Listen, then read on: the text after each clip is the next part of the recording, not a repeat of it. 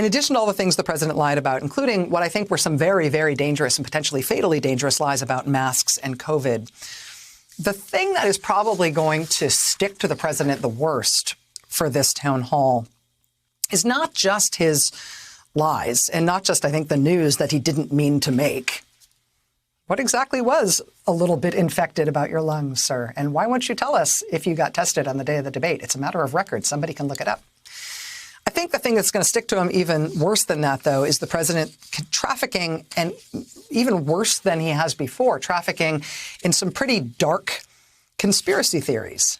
I mean, there's some of the ones that we've heard before. He is still blaming Gold Star families. He's blaming the families of what he described as the parents of fallen heroes, the families of Gold Star families, the families of American service members killed overseas. He's blaming them for infecting him.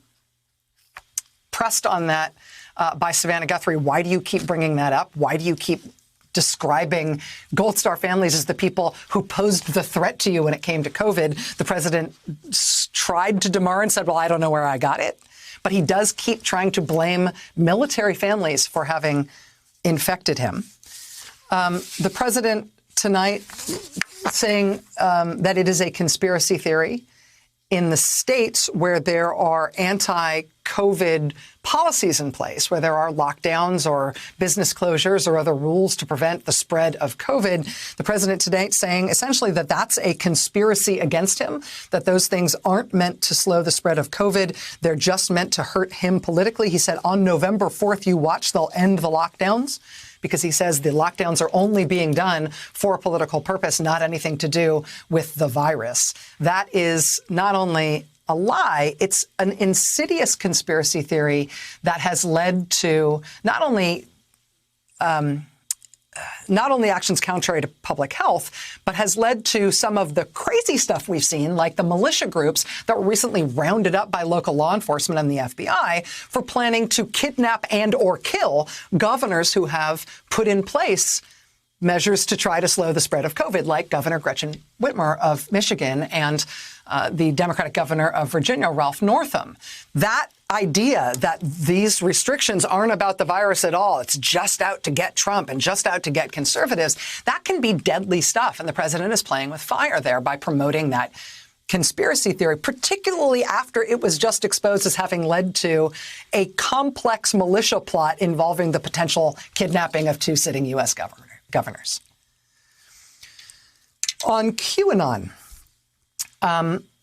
Savannah Guthrie pressing the president on why he has not denounced QAnon and why he has, she didn't press him on this, but why he has in fact promoted QAnon adherents and retweeted them, he and members of his family and members of his administration.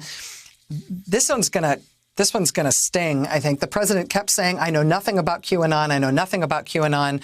But then he decided he did want to say something about what QAnon is. He said, I know nothing about QAnon. I don't know, just don't know about QAnon. And then he said, well, let me tell you what I do hear about it, is they are very strongly against pedophilia. And I agree with that. I mean, I do agree with that, and I agree with it very strongly. QAnon is about pedophilia. You know what? I'm not even going to do this analogy.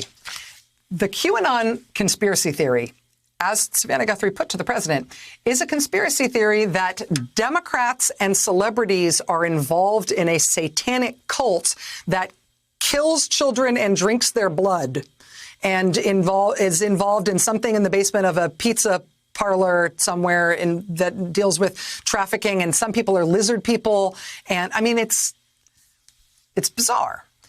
The president tonight saying that they're an anti-pedophilia group, and he very strongly agrees with that, is going to put gas in their tank.